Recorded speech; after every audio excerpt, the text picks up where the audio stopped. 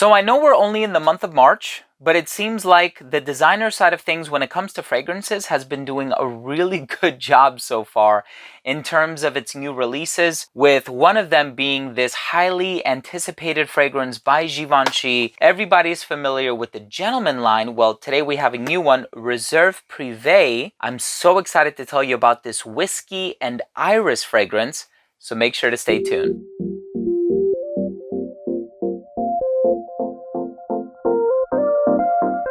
Now, before I begin my review of Givenchy Gentleman Reserve Privée, and I tell you all about this fragrance, the type of audience that I think this one is going to cater to, what I get from the smell, and what especially is happening with that sort of bergamot, whiskey, iris vibe that's in here, I do want to start things off by mentioning that if you are a fan of fragrance-related content, please do consider supporting the channel by subscribing to it. Make sure to enable all notifications by clicking on that bell icon, and of course, give this video a thumbs up if you take something of value from today's episode. So, I am a fan of the original Gentleman by Givenchy. I know it came out a long time ago. And here we see more modern compositions being released onto the market. Now, iris as a note has been around for a very long time, especially on the designer side of things as well, going back to the original Dior Homme. And then since then, we've had Valentino Uomo and so many other fragrances, especially on the niche side of things as well, have utilized the note of iris, and it's often perceived to be one of these metrosexual ingredients because, hey, at the end of the day, it is a floral ingredient. People say that the smell of iris kind of reminds them of lipstick. Well, here, not only do we have a modernized iris fragrance, we also have a masculinized iris fragrance in the traditional sense. This one has whiskey, patchouli, vetiver, a lot of really dark ingredients in here. It's kind of like boozy and ambery. There's also this benzoin note in here. So I'm so excited to talk to you about the smell because this is probably the best designer release so far this year. I am super impressed, and I've tried Bad Boy Cobalt. I have the new Eternity Summer Days by Calvin Klein. I have the new Hugo Boss. Anyways, I'm so excited to tell you about the smell. Let's start things off with the presentation.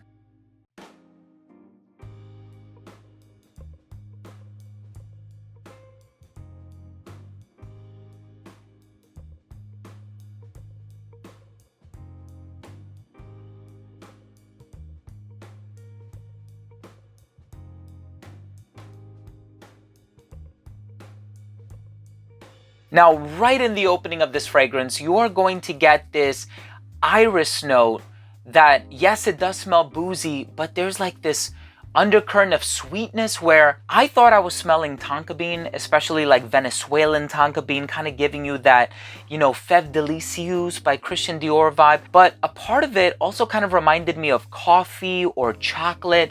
Like there was this dulcet aroma happening in the base, and I was like, oh wow, we're really onto something here. You know, as a flanker to Gentleman, I think this one is amazing. So I was getting that in the opening, and then that seemed to vanish very shortly thereafter, or I should say it became a little more clear after the dust settled as to what I was actually smelling. And what happens is, you know, sometimes, especially with vetiver, right in the opening when it's going really, really strong before it settles down, vetiver can almost kind of smell boozy. Yes, it has this rich, earthy texture, but it can also smell kind of boozy, and that's kind of what I was getting in the opening. And I do think that the darkness of the vetiver is contributing to this whiskey absolute ingredient that you're gonna get in the opening. So it's like this boozy iris in the opening, but then you also have one of the unsung heroes of the composition, and that is the note of benzoin. So benzoin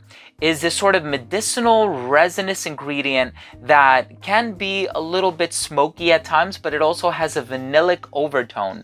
So you have this slightly sweet and boozy iris ingredient that is accented with just a little bit of citrus in the opening on account of Italian bergamot, if I'm remembering correctly, with the country of origin and all of that stuff. Now, this is awesome in the sense that it's dark and leathery, patchouli, boozy, and I can't help but be reminded of fragrances like like Dior Homme Parfum. And so that's like one of my favorite fragrances out there, especially when we're talking about designer iris-based fragrances. I'm alluding to some of the darker variations, right? So not the original Dior Homme, but some of the darker versions on the market, like, you know, Dior Homme Intense or Dior Homme Parfum. And smelling this one, it definitely puts me in the mindset of those fragrances. Now, those fragrances, from what I'm given to understand, despite reformulations, they are still around. And so, you know, at one point, I thought to myself, you know, is this a redundant release? Should I have purchased this one? Of course, as a collector, I'm happy to purchase anything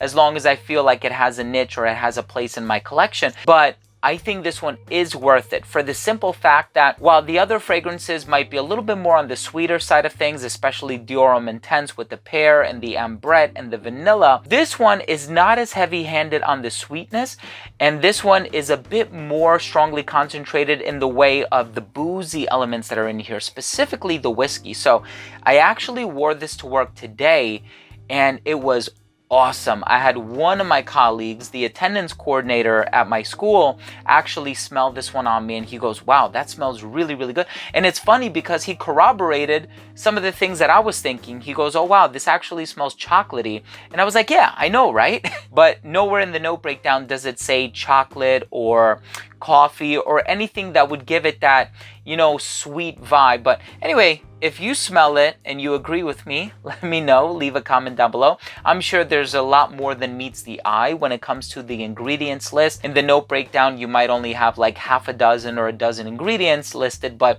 in reality, there could be up to 30, 40, even more ingredients in the fragrance. But in any case, ooh, natural smelling, boozy, buttery, creamy iris that's only a little bit powdery. Like I said, not only is it modernized, but it's also masculinized in many ways from a traditional vantage point, that is. So I think this one is sure to be a hit, and I can definitely see people in the community at least talking about this for a very long time to come. I just hope they don't make any rash decisions and discontinue it like La Nuit de l'Homme Bleu Electrique, which was on the market for a couple months and then they got rid of it. So I hope this one is around for a long time to come because it's an awesome fragrance, and I'm confident that when more people smell it, they will easily fall in love with it.